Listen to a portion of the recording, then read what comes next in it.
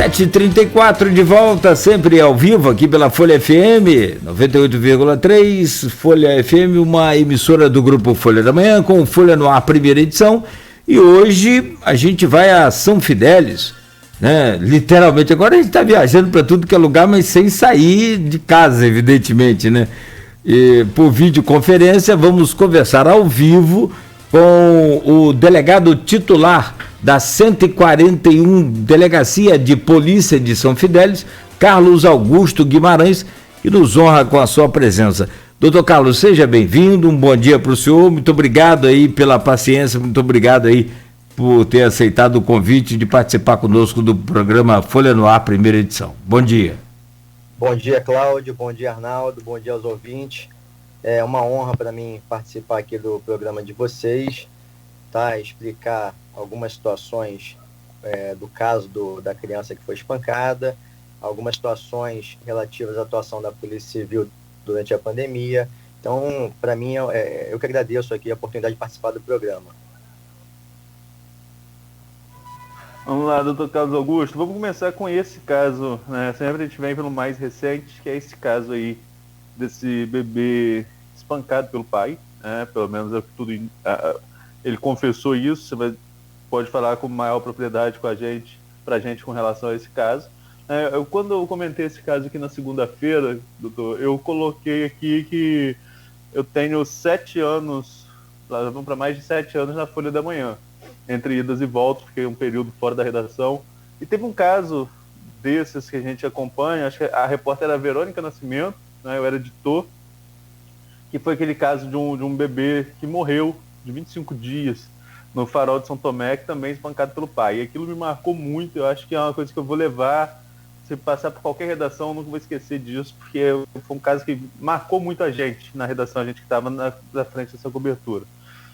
E agora é um caso semelhante, que felizmente não chegou a óbito, mas aqui na cidade vizinha, cidade de São Fidélis, uma cidade aparentemente tranquila, uma cidade que eu passei a conhecer um pouco mais agora com a amizade com o Matheus Berriel, editor de Cultura e de Esporte na Folha, então a gente vai muito lá a São Fidélis, enfim.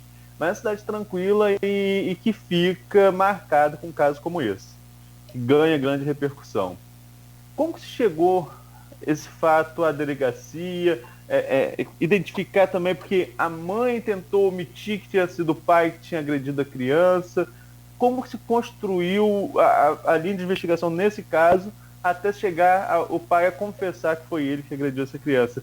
E como a gente fica marcado com esses casos, Carlos Augusto, vocês que estão acostumados a lidar também com casos muito tristes como esse, isso também marca a rotina de trabalho de vocês? Sem dúvida, Arnaldo. Você falou do seu tempo de jornalismo, os casos que você passou, você ficou estarrecido. Conosco é a mesma forma, nós somos seres humanos também. Eu, inclusive, estou há 19 anos na Polícia Civil, já tenho trabalhado na capital, na Baixada Fluminense, bastante delegacia aqui do interior também, principalmente aqui na região. Até hoje isso nos choca, nos causa muita tristeza, inclusive, porque a gente percebe que a sociedade, a humanidade, quando deveria evoluir, parece que está retrocedendo, parece que está involuindo. E esse caso especificamente, ele causou comoção na sociedade de uma forma geral por 2 motivos. Primeiro, porque foi o caso de um espancamento de uma criança indefesa. Segundo, que foi na Sexta-feira Santa. Então, eu fiquei sabendo disso, que eu estava de plantão no dia, eu estava de plantão na sexta, no sábado. Então, a policial de São Fidélis, que atendeu a ocorrência em primeiro lugar, me ligou chorando, né, porque tem filho pequeno também. Eu também tenho um filho pequeno, eu tenho um de 5 anos e um bebê de 3 meses. Então, mas ainda assim a gente tem que ser profissional, tem que superar a emoção, agir com profissionalismo e agir de forma técnica, entendeu? Então, o policial me ligou chorando: doutor, aconteceu esse caso aqui, ela não conseguia nem falar. Eu falei: calma, bebe uma água, manda o que você tem para mim por zap, que eu vou me antecipando. Aí ela me mandou um vídeo do atendimento no hospital do bebê. O bebê, coitadinho, agonizando lá de dor, já recebendo a medicação, com lesões visíveis na pele, lesões de mordida e outras lesões de forma geral. Isso aí choca bastante quem tá vendo. Tanto é que a policial perdeu assim perdeu o eixo, né? Começou a chorar. Eu falei para ela ter calma, para poder atender direito a ocorrência, para a gente poder atuar como um profissional de investigação, principalmente para saber o que aconteceu. E dali para diante e tal, foi apurado inicialmente que o casal contou uma versão fantasiosa. Teriam dito que a gente procura saber, né? Que o próprio casal levou a criança para o hospital, acho já temerosa pelo falecimento, possível falecimento da criança, foram tentar se resguardar e levaram para o hospital lá, inventando uma história fantasiosa, dizendo que o rapaz, o pai da criança, teria saído para comprar um cigarro e a mãe foi atrás com a criança. Nesse ínter, um carro com pessoas desconhecidas teriam pego a mulher e a criança, colocado dentro do carro sequestrado e teriam espancado a criança. Uma versão totalmente descabida. A gente que atua com a investigação, a gente sabe que normalmente é o tipo de história e de engodo que criam, né? Então isso ali para mim já estava claro que era uma mentira, que não foi nada daquilo, tá? E aí no hospital a gente recebeu algumas informações que, além das lesões causadas no dia do fato, a criança também já tinha outras lesões pretéritas, tá? Com diversos estágios de evolução, o que em medicina legal caracteriza a chamada síndrome de Silverman, ou da criança espancada, ou seja, aquela criança de apenas 2 meses, ela já vinha sofrendo torturas, agressões por parte daquela família ali. Então, a iniciativa que eu tomei foi mandar para a central de flagrante, onde eu estava, que é Campos de Goytacazes, tá? E lá, separando o casal, né, confrontando eles com as imagens, com a criança agonizando ali, com a história fantasiosa. A gente percorreu também o local, não tinha câmeras que pudesse identificar nenhum tipo de veículo que tivesse sequestrado o casal, a mulher ou a criança. Então, diante disso tudo, acabaram confessando, né, a mulher a sua omissão e o pai que efetivamente espancou a criança, não só daquela vez, mas outras vezes também.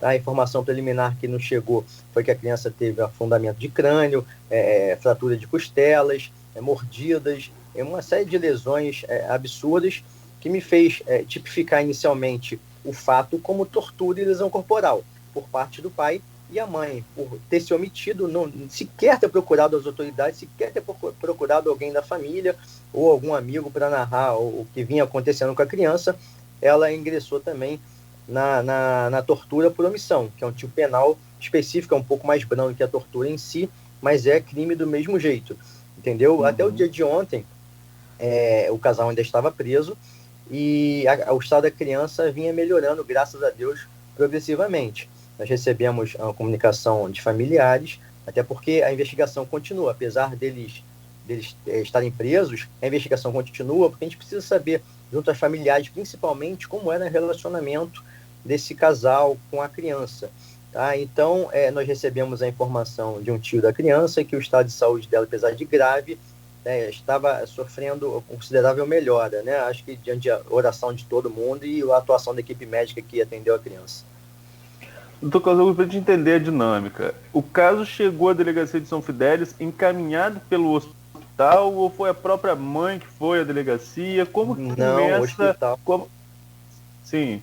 O hospital que acionou a polícia militar, porque viu aquelas lesões todas na criança, entendeu? Também desacreditaram aquela versão inicial do casal, chamaram a polícia militar, que conduziu o casal até a unidade policial, até a delegacia de São Fidélis. Como era uma sexta-feira, é plantão diário, a partir de sexta-feira até segunda de manhã, é plantão diário, às vezes é Campos, às vezes é Guarulhos. Então, eu como delegado de plantão pedi para que o caso fosse trazido à delegacia de Campos para que apreciasse mais de perto isso aí, entendeu? E assim foi feito. E aí tinha até uma pergunta que você acabou de me responder antecipada, que foi a pergunta da Silvana Venâncio aqui no grupo de WhatsApp do programa, que ela relata o seguinte: esse caso é de grande repercussão, isso é fato, e ela pergunta, como se procede a investigação de um crime tão hediondo? Existe alguma hipótese de a mãe ser conveniente com esse crime? Então, pelo que se tem até agora, a mãe também pode estar respondendo pela questão de omissão. Sem dúvida, como eu falei, a mãe ela vai responder por um tipo penal chamado, pela doutrina, de tortura por omissão. É o fato da pessoa que é o garantidor, no caso a mãe, ou outras pessoas também, por exemplo, um policial que se omite diante de uma violência, pessoas que têm o dever legal de agir, no caso ela como mãe deveria, né, impedir essas agressões, ou pelo menos noticiar o fato a alguma autoridade, ou para que essas agressões cessassem, mas aí ela não fez. E ainda assim, né, tanto no hospital quanto na delegacia no primeiro momento, tentou acobertar essa história do companheiro, né, criando uma versão fantasiosa. Mas para nós da investigação, né, nós temos, além da formação jurídica, os delegados, nós temos também noções, e cai no nosso concurso, inclusive, de medicina legal. Então, nós estudamos essa parte de medicina forense, essa medicina legal, principalmente lesões corporais, que é o dia a dia da polícia.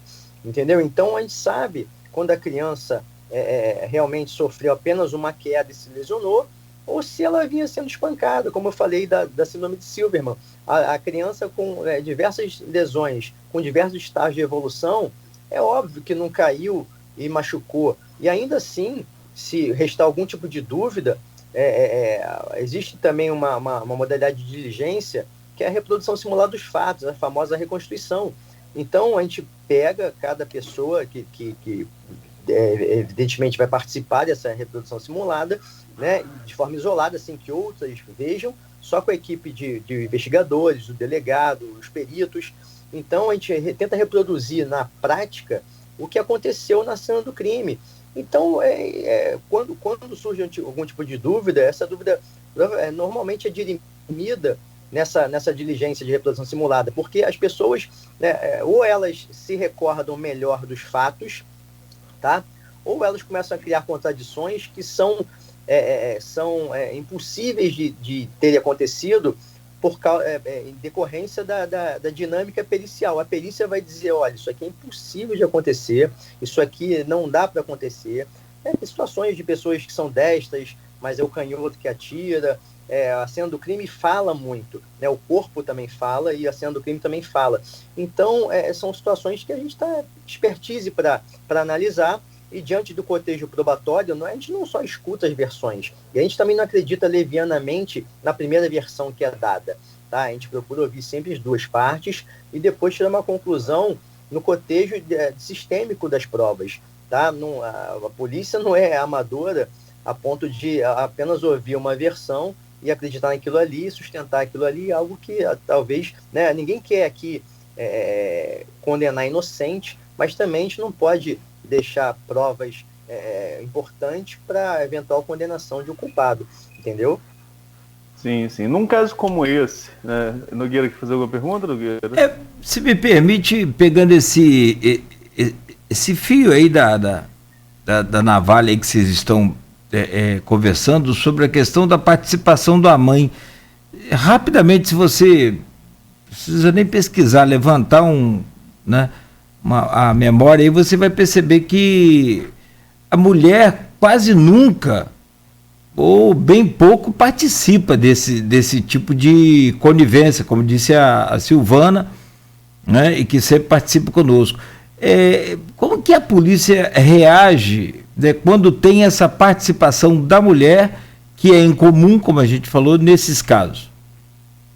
Na realidade, o que você chama de participação, nós encaramos como omissão. Não foi nenhum ato em si.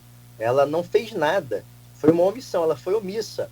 Isso por si só, pelo fato dela ser garantidora, né, já é previsto na legislação como crime. Entendeu? Ela se omitiu, e o motivo pelos quais ela fez, normalmente a gente percebe em alguns casos aí uma questão econômica. No caso dela não foi questão econômica, porque ambos não tinham situação econômica financeira boa, né? Mas no caso dela, ela ficou com medo de perder o poder familiar, a famosa guarda, né, que as pessoas chamam, né? E do companheiro ser preso, tá? Era uma relação que tinham há pouco tempo, né, há poucos anos, se conheceram através de redes sociais. O rapaz é do Espírito Santo, foi morar com ela em São Fidélis, já tiver esse filho, entendeu? E aliado a isso também há um certo despreparo, pais muito novos que não têm informação. A gente percebe que o fato de uma criança chorar pode ser quem é pai sabe disso, né? Pode ser algumas situações, pode ser uma fralda cheia, pode ser fome, pode ser febre. E as pessoas têm que ter um mínimo de sensibilidade para entender isso e tentar resolver a situação ali, não espancar, não bater na criança. Entendeu? Então, a participação, no caso da mãe, não foi nem ativa, foi passiva. Ela se omitiu. Mas, Ela não fez nada para impedir aquilo ali. mas Por isso ela respondeu e foi presa. Ah, tá. Mas no depoimento em que o senhor falava sobre essa história, né, sem pé nem cabeça, ela também não participou, não foi de acordo com esse depoimento? Essa história aí, ela no primeiro momento configurava como testemunha, mas no segundo momento, a partir que figura como autora, entendeu? As pessoas podem falar as versões que acharem melhor, só que aqui no nosso ordenamento jurídico nós não temos alguns tipos penais como tem em outros países, como crime de perjúria, por exemplo, que é você mentir em juízo. Existem alguns tipos penais, alguns crimes, como por exemplo uma falsa identidade, tá? Uma autoacusação falsa, mas que não se adequam a esse caso. Tá? Então, no caso dela aí, o fato de contar inicialmente uma versão fantasiosa só corroborou para a gente chegar a essa omissão dela. Tá? Então, isso tudo, esse cotejo dessas provas, dessa análise probatória, ela não vai responder porque mentiu em juízo, até porque ela é autora de outro crime, ela não é testemunha. Se ela fosse sim, uma testemunha, poderia sim responder por um crime de falso testemunho. Mas como ela é autora do fato, ela foi indiciada pela tortura por omissão, então ela não responderia por essa mentira, essa omissão, essa suposta conivência, né? Certo. Carlos Augusto levantou um ponto interessante até no aspecto social, né? Que é a idade dos dois, é 20 e 21 anos, né? Ele 20 e ela 21, não é isso, delegado? Sim, são um casal bem jovem, tá? E eu reputo também um dos fatores, essa falta eu era o primeiro filho do casal, né? Essa falta de experiência com relação a cuidados com a criança. A gente sabe que pessoas de comunidades carentes e até pessoas jovens, por mais que você tenha informação muito acessível hoje pelas redes sociais, pela internet, etc., falta informação de qualidade. Então, é o tipo de informação que o casal não tinha como cuidar de uma criança. E aí você bota pais imaturos e irresponsáveis para cuidar de um infante, acaba acontecendo isso. Agora, pelo ordenamento jurídico, né? Você que é articulista nosso aqui da Folha, escreve com a gente de maneira quinzenal, né? Tá sempre os seus artigos estão no Folha 1, uma semana sim ou uma não, sempre aos sábados. Sempre fala sobre ordenamento jurídico em diversas áreas do direito. Mas nesse caso, os pais estão presos. Que tipo de prisão é essa? É uma prisão preventiva? É uma prisão em flagrante porque eles confirmaram em depoimento que eles participaram dessa agressão? E qual é o desenrolar disso? O que vai acontecer daqui para frente?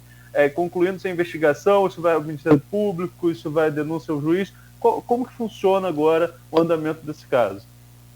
Bom, no primeiro momento ali, o delegado ele prende em flagrante. Então, o primeiro título prisional foi prisão em flagrante. Tá? A única prisão que o delegado pode digamos assim, efetuar, tá? Que é a prisão em flagrante, por si só, né? Sem depender do judiciário. Né? No segundo momento, e tipifico também, né? A autoridade policial ela tipifica o crime que ela entende cabível à espécie. Então, no segundo momento, esse casal, esses presos, né? Eles são submetidos a uma audiência de custódia junto ao judiciário, e nessa audiência de custódia, né? Vai ter a participação do Ministério Público, o juiz, a defesa, enfim, vão verificar ali se há possibilidade de responder em liberdade. Né? Até ontem, como eu falei, o casal ainda estava preso. Eu não acompanhei ainda o desenrolar do processo, mas creio que essa prisão em flagrante tenha sido convertida em prisão preventiva, que é uma prisão cautelar. A prisão condenatória é só o final do processo, então vai ter todo o desenrolar do processo, né? No primeiro momento, pela tipificação legal de tortura, é um crime inafiançável, entendeu? Então, vamos aguardar para saber se o Ministério Público vai ter o mesmo entendimento que a autoridade policial, se vai denunciar pelos mesmos crimes ou outros crimes.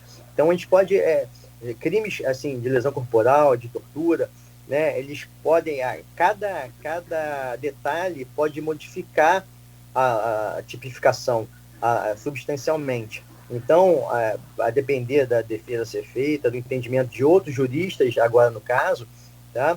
Pode ser que seja desclassificado por maus tratos, pode ser que não haja tortura por omissão. Isso vai depender do cotejo probatório agora, já em juízo, tá? Com ampla defesa, o contraditório, eles vão poder constituir seus advogados, o defensor público, enfim.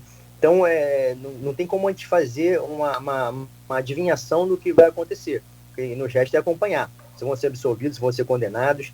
Isso aí, no primeiro momento, foi uma presa em flagrante. Acredito que a prisão em flagrante tenha sido com volada em preventiva, que também é uma prisão cautelar, tá? Que não é sujeita a prazo. É óbvio que com agora alteração do pacote anticrime, o juiz tem aqueles 90 dias, em tese, para rever essa situação, entendeu?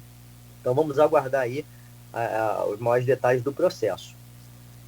O fato de ser tortura contra um menor, né, no caso aí um bebê que não tinha nenhuma forma de se defender, não tinha como reagir, e o fato de ter sido os genitores, né, os pais da criança envolvido nesse crime, isso de alguma forma muda a tipificação, pode ser julgado como uma pena ainda maior por essas questões? A tipificação, acredito que seja mantida a mesma, tá? Mas com relação à pena, a pena sim pode ser agravada por essas duas circunstâncias, o fato de serem genitores, tá? Que é mais reprovável ainda, e o fato de ser praticado contra um infante indefeso, sim, isso pode agravar sim a pena do crime. Doutor, e com relação aí é questão de curiosidade, assim, quando que se admite nesse momento? Você falou, eles saem de São Fidélis, vêm para Campos, era a delegacia diária, na qual coincidentemente era o seu plantão, já que você que atua lá em São Fidélis, né, na delegacia de São Fidélis, e eles vêm para cá. Quando se confronta os fatos e eles assumem, os dois assumem que isso aconteceu ou alguém ainda tenta negar? Como que foi esse processo de oitiva desses dois, posso chamar de acusados já desse caso? Os dois eles confessaram, né? Não houve depois nenhuma tentativa de refutar os fatos.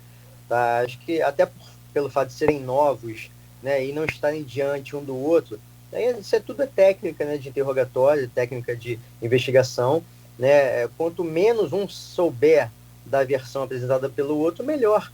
Né? Não tem esse negócio de ficar ouvindo um do lado do outro, aí um ouve e o outro só concorda, abaixa a cabeça.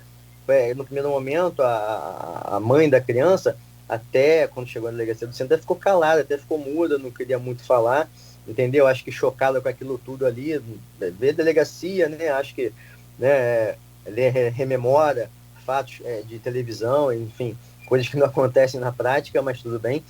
E depois acabou falando, quando confrontada com o vídeo da criança agonizando, com fotos da criança machucada, né?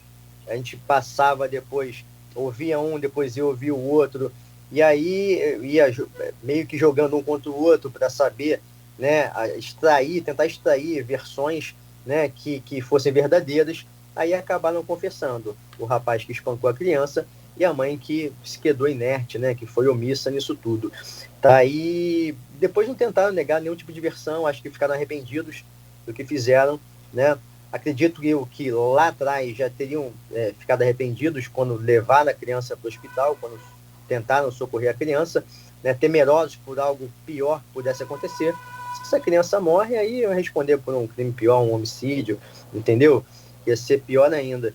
Então, nenhum dos dois depois tentou refutar nenhum tipo de versão e sustentaram isso e confessaram o crime. Agora, nessa confissão, pra gente, parece nem parece realidade, mas o pai chegou a alegar que o motivo foi esse, o choro da criança, doutor? A mãe, aí há uma certa divergência, né? A mãe fala que foi o choro, né? E o pai fala que teria sofrido um vômito da criança no rosto, uma gofada, né? Então, isso pouco importa no primeiro momento, até porque ambos os fatos são gravíssimos, né? Seja o fato de chorar, seja o fato da criança vomitar no pai, nada justifica a agressão sofrida, entendeu? Então, no primeiro momento da investigação, o que importava para a gente ali é que eles confessassem o crime né, e que dissessem de que maneira aconteceu. Inclusive, no depoimento do pai, ele também confessou que agredia a criança em ocasiões pretéritas. Tá difícil. Não, pra gente aqui... Arnaldo? A gente está fechando esse bloco, que a gente queria dedicar esse primeiro bloco a essa questão. Eu só queria que você comentasse com a gente, Carlos Augusto, com relação aos demais familiares. Eles procuraram também a delegacia para mais informações. A gente tem visto, eu vi na TV um tio que estaria meio à frente dessa questão. Como que a família está acompanhando? Se você tem acompanhado isso junto à família? Sim, ainda que distante por causa da pandemia, mas tem acompanhado sim. No dia de ontem um tio até postou um vídeo, né, falando do estado de saúde da criança. A família está colaborando, a gente vai marcar algumas oitivas ainda para serem feitas na delegacia, até porque tudo agora tem que ser de forma comedida, né, não pode aglomerar, então uma pessoa por vez. Eu mesmo estou em regime híbrido também, parte em casa, parte na delegacia, marco, agendo os dias de atendimento a pessoas que querem despachar com o delegado, a autoridades, advogados. Então, a gente está nesse regime híbrido também. Então, para não causar tumulto, e além dessa investigação, tem outras também, né? Importante na delegacia. Então, a gente está marcando, agendando com uma certa antecedência as oitivas acontecerem. Tá? Para esclarecer para a gente como é que era a vida pregressa, como é que era o relacionamento desse casal, como era a relação deles com a criança. Então, isso tudo vai ser esclarecido aos poucos. Né? A parte principal já foi feita, que é esclarecer que eles foram os autores do crime, né? Vão responder por isso, mas agora falta parar algumas arestas, falta juntar a documentação médico-legal também nos autos, né? Tanto do hospital quanto da perícia legista, né? Que foi feita na criança ainda no hospital. Então isso tudo vai ser apurado e assim que concluído vai ser encaminhado à justiça. Para fechar esse bloco, são 8h01, Arnaldo. Tem uma participação aqui, a gente que não é, né? Meu Deus, a gente que não viu, né, Arnaldo? Pelo menos eu não vi, não sei se você viu, Arnaldo. Mas... Não quis abrir o vídeo, não. Não, eu também não tenho. Né? Ao doutor aí que tem a obrigação, eu não tenho a obrigação de ver. Meu Deus, que coisa terrível. Né? Não consigo me imaginar também nessa situação. Por isso que eu não sou delegado. Né? Então... força sempre aí ao delegado para ele conseguir superar essas dificuldades. Agora, o João da Costa Cunha, que fez aqui 2 postagens no nosso streaming, uma tentando justificar a aglomeração, e pior ainda que a aglomeração dos idosos para receber aqui no centro, né, o que não justifica, principalmente, João, a questão do distanciamento que eles não cumprem de forma nenhuma, nunca. Né? E ele diz aqui, segundo informações, o pai da criança é esquizofrênico. Tem alguma informação oficial nesse sentido aí, doutor Carlos? Olha, nos depoimentos também chegam a falar isso, sobre esquizofrenia. Mas é um tipo de argumentação que deve ser cotejada com prova pericial. E como ele é autor do fato, vai depender da anuência da defesa dele ou não. Entendeu? Eu não posso, como autoridade policial, submetê-lo ao exame médico legal por causa disso. Se fosse de uma vítima, aí teria como fazer.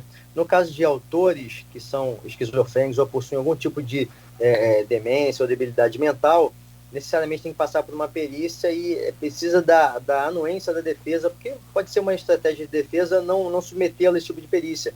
Então, isso aí pode ser dirimido ou não no futuro em juízo.